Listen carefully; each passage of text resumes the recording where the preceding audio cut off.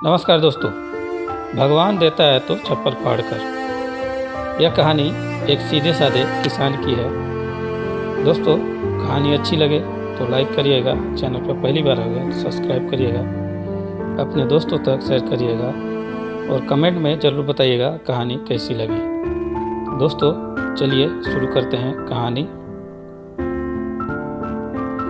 एक गांव में रामू नाम का एक सीधा साधा गरीब किसान रहता था। उसका हर काम भगवान भरोसे चलता था। एक बार वह एक गाय बेचने के लिए बाजार में जा रहा था। रास्ते में वह आराम करने के लिए एक पेड़ के नीचे रुका और गाय को पेड़ से बांधकर पेड़ के नीचे आराम करने के लिए लेट गया।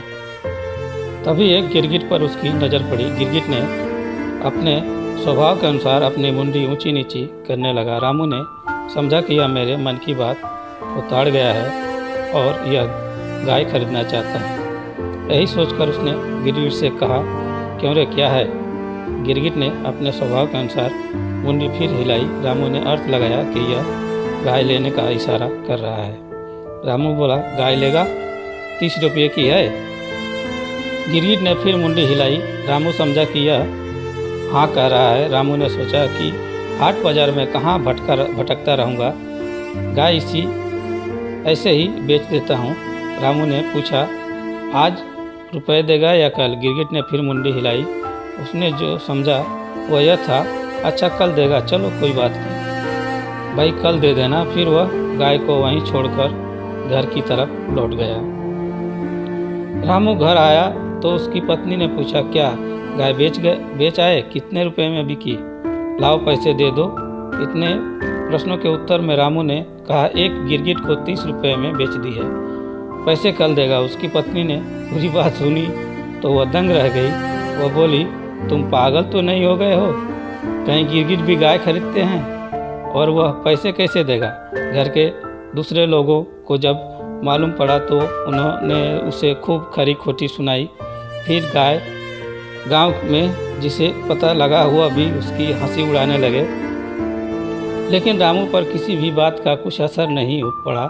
दूसरा दिन सूरज निकलते ही वह घर से निकल पड़ा। रामू ने जब उस पेड़ के पास जाकर देखा, उसे ना तो कोई गाय दिखाई दी ना ही गिरगिट। उसने सोचा कि गिरगिट कहीं घूमने फिरने गया होगा, चलो आसपास घूमकर देखते हैं। थोड़ी देर बाद उसने देखा कि एक झाड़ी के नीचे बैठा गिरगिट अपनी मुंडी हिला रहा था। देखते ही रामू बोला, ला रे मेरे पैसे दे। फिर रामू ने उसकी ओर हाथ बढ़ाया तो गिरगिट पीछे सरका।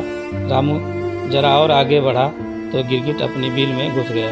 रामू ने सोचा कि शायद वह अंदर रुपए लेने के लिए गया है। थोड़ी देर प्रतीक्षा की, फिर वह उठा और अपने पास पड़ी एक लकड़ी से बिल को यह कहकर कुरेदने लगा, चल भाई चल, बहुत देर हो गई, मुझे पैसे दे दे जिससे मैं घर जाऊं। 2-4 बार कुरेदने से वहां उसे चांदी के सिक्के नजर आए। रामू ने समझा यह सिक्के गिरगिट ने भीतर से दिए हैं। उसने एक एक करके 30 सिक्के गिनकर निकाल लिए। तभी वहाँ एक मटकी दिखाई दी, उसमें और भी सिक्के थे, लेकिन उसने केवल 30 सिक्के ही निकाले और बोला, देख ले भाई, 30 रुपये लिए हैं।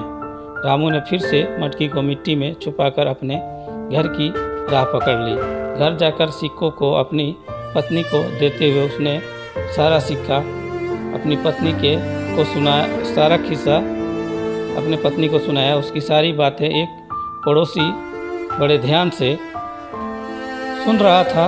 उस पड़ोसी ने लालच में सोचा कि मैं अभी जाकर वह मटकी ले आता हूँ। रात को वह उस जगह पहुँच गया जहाँ से रामू ने सिक्के निकाले थे। उसने धीरे धीरे उस जगह की मिट्टी को हटाया तो वहाँ उसे एक मटकी दिखाई दी। मटकी के अंदर जब उसने देखा तो उसमें उसे बहुत सारे बिच्छू दिखाई दिए। जैसे तैसे रामू के पड़ोसी ने मटकी को ढका। फिर सोचा रामू ने धोखा दिया और झूठ बोला है, यहाँ कहाँ सिक्के हैं, उससे बदला लेना चाहिए। यह मटकी उसके घर के छत पर से उसके ऊपर डाल देनी चाहिए। जब बिच्छू काटेंगे तो बच्चू झूठ बोलना भूल जाएगा। यही सोचकर उसने मटकी का मुंह अच्छी तरह बांधा और घर की ओर चल पड़ा। घर पहुंचने के बाद उसने रामू की छत की खपरेल को हटाकर मटकी का मुंह खोलकर बिच्छुओं को उड़ेल दिया और फिर चुपचाप घर चला गया। इधर रामू के ऊपर चांदी के सिक्के टपाटप गिर रहे थे तो उसकी आंख खुल गई। उसने पत्नी को जगाया और बोला, देख, भगवान ऊपर वाला जब भी देता है तो छप्पर फाड़ कर देता है। भगवान इतना ही देता है जितना हमारी किस्मत में होता है, इसलिए लालच नहीं करना चाहिए और परिश्रम करते रहना चाहिए। दोस्तों, कहानी समाप्त हुई। धन्यवाद पूरी कहानी पढ़ने और सुनने के लिए।